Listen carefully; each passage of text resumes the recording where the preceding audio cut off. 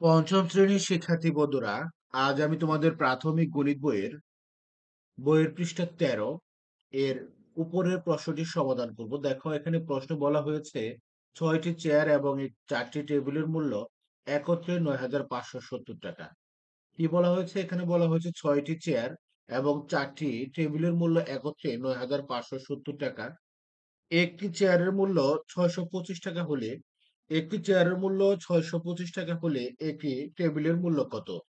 তাহলে বন্ধুরা দেখো, এখানে বলা হয়েছে ৬টি চেয়ার এবং ৪টি টেবিলের মূল্য একত্রে ৯,৫৭০ টাকা। একটি চেয়ারের মূল্য ৬২৫ টাকা হলে একটি টেবিলের মূল্য কত?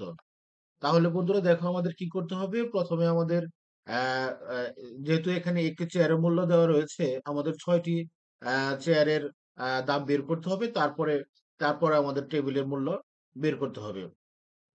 তো বন্ধুরা এসো, সমাধানের জন্য প্রথমে আমরা লিখতে পারি যে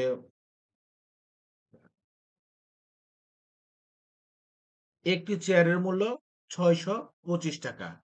একটি চেয়ারের মূল্য ৬২৫ টাকা। তাহলে আমরা এখন বের করতে পারি যে ৬টি চেয়ারের মূল্য কত। তাহলে ৬টি চেয়ারের মূল্য ৬২৫ গুণ ৬ টাকা।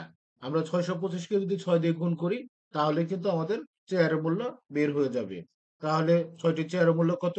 ৩,৭৫০ টাকা। কিভাবে বের হলো দেখো বন্ধুরা, প্রথমে আমরা এই ৫ কে ৬ দিয়ে গুণ করবো। ৫ ৬ ৩০ শূন্য, হাতে রইল ৩। ৬ দুগুণে ১২, ১২ সাথে ৩ যোগ করলে হবে ১৫, ১৫ ১ লিখেছি আমরা। এরপর দেখো রয়েছে ৬, ৬ দিয়ে ৬ কে গুণ করলে ৬ ৬ ৩৬ এবং হাতে ছিল আমাদের ১ ৩৭। তাহলে আমাদের বের হয়ে গেল ৩,৭৫০ টাকা। এরপর দেখো বন্ধুরা, এখানে বলা হয়েছে যে ৬টি চেয়ার এবং ৪টি টেবিলের মূল্য একত্রে হচ্ছে ৯,৫৭০ টাকা। কি বলা হয়েছে এখানে বন্ধুরা? এখানে বলা হয়েছে ৬টি চেয়ার এবং ৪টি টেবিলের মূল্য একত্রে হচ্ছে ৯,৫৭০ টাকা। তাহলে আমরা যদি এই ৬টি চেয়ারের মূল্য যদি আমরা এখান থেকে বাদ দিয়ে দিই, তাহলে কিন্তু আমাদের ৪টি টেবিলের মূল্য বের হয়ে যাবে। তাহলে বন্ধুরা এ পর্যায়ে আমরা লিখতে পারি যে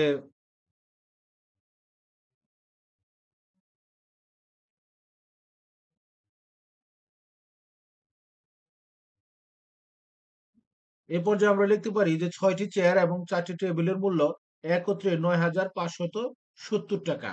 ৯,৫৭০ টাকা। অতএব আমরা লিখতে পারি যে ৪টি টেবিলের মূল্য কত টাকা। এখানে আমরা কি করেছি? ৯,৫৭০ থেকে আমরা এই ৩,৭৫০ টাকা এটি বিয়োগ করে দিয়েছি। ৯,৫৭০ থেকে ৩,৭৫০ টাকা বিয়োগ করলে আমাদের বিয়োগফল বের হবে ৫,৮২০ টাকা। আমরা এটা কিভাবে বের করলাম? তুমি একটু দেখে নাও। ০ থেকে ০ বিয়োগ করলে ০ থাকবে। ৭ থেকে ৫ বিয়োগ করলে ২ থাকবে। এবং এখানে যেহেতু ৫ রয়েছে, এখানে রয়েছে ৭। আমরা ৫ কে ১৫ ধরবো। ১৫ থেকে ৭ বিয়োগ করলে ৮ থাকবে। আমাদের হাতে যে আমরা ১ ধরেছিলাম, সেটা এনে আমরা ৩ এর সাথে যোগ করে দেব। ৩ এর সাথে যোগ করলে হবে ৪। ৯ এর সাথে যদি আমরা ৫ বিয়োগ করি, আচ্ছা সরি, ৯ থেকে যদি আমরা ৪ বিয়োগ করি, তাহলে থাকবে হচ্ছে ৫।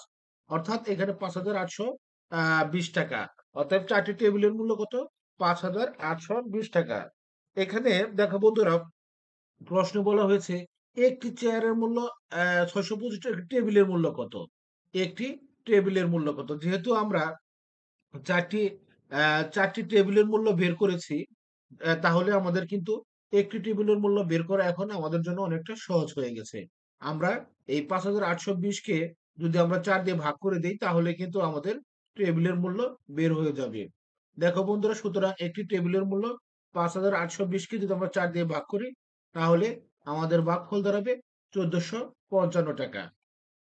এখানে আমরা ৫,৮২০ কে ভাগ করেছি। দেখো, ভাগ করার জন্য আমরা প্রথমে ৫ এর যাবে ৪ একবার, ১৮, ৪ ৪ ১৬, ১৬ থেকে আমরা ১৮ থেকে ১৬ বিয়োগ করলে থাকবে ২। আ ১৮ থেকে যদি আমরা ১৬ বিয়োগ করি, তাহলে থাকবে ২। এই ২ কাটে এলাম ২২, ৪ ৫ ২০ এবং ৪ ৫ ২০, অর্থাৎ ১৪৫৫ টাকা। তো বন্ধুরা, এই ক্ষেত্রে আমাদের কিন্তু ফলটা বের হয়ে গেছে।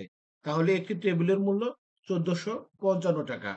উত্তর, আমরা এক্ষেত্রে কিন্তু ঝটফট করে উত্তরটা লিখে ফেলতে পারি যে, তাহলে উত্তর একটি টেবিলের মূল্য ১৪৫৫ টাকা। দেখো বন্ধুরা, এখানে কিন্তু বের হয়ে গেছে একটি টেবিলের মূল্য।